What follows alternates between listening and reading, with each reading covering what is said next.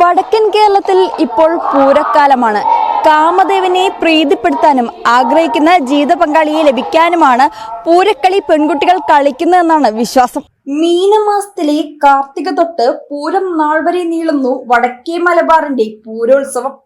കാമദേവനെ പ്രീതിപ്പെടുത്താനും ഐശ്വര്യത്തിനുമായി പെൺകുട്ടികൾ പൂക്കളമിട്ടും പാട്ടുപാടിയും പൂരം ആഘോഷിക്കുമ്പോൾ ഇങ്ങ് തളിപ്രമ്പ് കൂവോട് ശ്രീ കുന്നോൽക്കാവിൽ ചരിത്രം മറ്റൊന്നാണ്.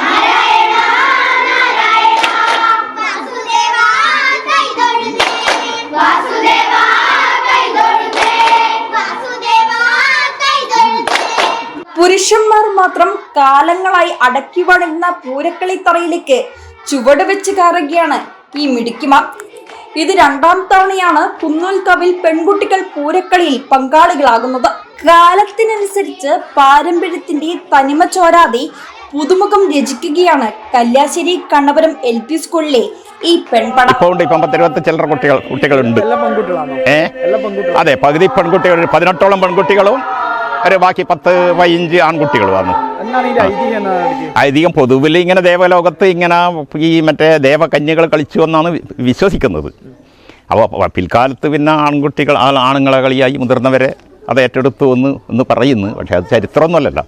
പക്ഷെ അങ്ങനെയാണ് ഐതിഹ്യം. അപ്പോൾ അതുകൊണ്ട് തന്നെ അത് വെച്ചിട്ട് നമുക്ക് പെൺകുട്ടികൾ ആദ്യമായിട്ട് കഴിഞ്ഞ തവണയാണ് കളിപ്പിച്ചത്. അപ്പോൾ ഇപ്രാവശ്യം അത് തുടർന്ന് കൊണ്ടുപോകണം എന്നുള്ളൊരാഗ്രഹമുണ്ട്. ഇല്ല, കാവിൽ കളിക്കാറില്ല, പുറത്ത് കളിക്കലുണ്ട്. കാവിൽ ആദ്യമായിട്ടാണ് കഴിഞ്ഞ വർഷം ഈ കാവിൽ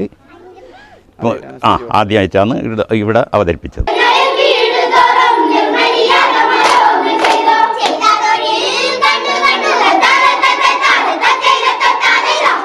ആകെ 23 കുട്ടികളാണ് ഇത്തവണ ചുവട് വയ്ക്കുന്നത്. ഇതിൽ 19 പെൺകുട്ടികളും അവർക്ക് കൂട്ടായി 4 ആൺകുട്ടികളുമുണ്ട്. രവീന്ദ്രൻ പണിക്കരുടെ ശിക്ഷണത്തിലാണ് ഈ കൊച്ചു കലാകാരന്മാർ പരിശീലനം നടത്തിയത്.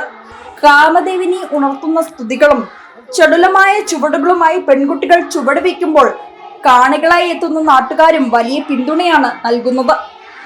വരും വർഷങ്ങളിലും പെൺകുട്ടികളെ അണിനിരത്തി പൂരക്കളി വിപുലമായി അവതരിപ്പിക്കാനാണ് കാവ് ഭാരവാഹികളുടെ തീരുമാനം.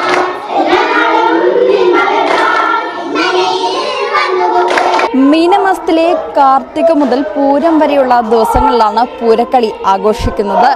ഇവിടെ ഇപ്പോൾ കൂവോട് ശ്രീ കുന്നോൽക്കാവിലാണ് പൂരക്കളിയുടെ വിശേഷങ്ങൾ നമ്മൾക്ക് കാണാൻ സാധിക്കുന്നത്. വീഡിയോ ജേർണലിസ്റ്റ് പ്രമോദ് ചെടിച്ചേരിക്കൊപ്പം മെഗാ PV സീൽ ന്യൂസ്.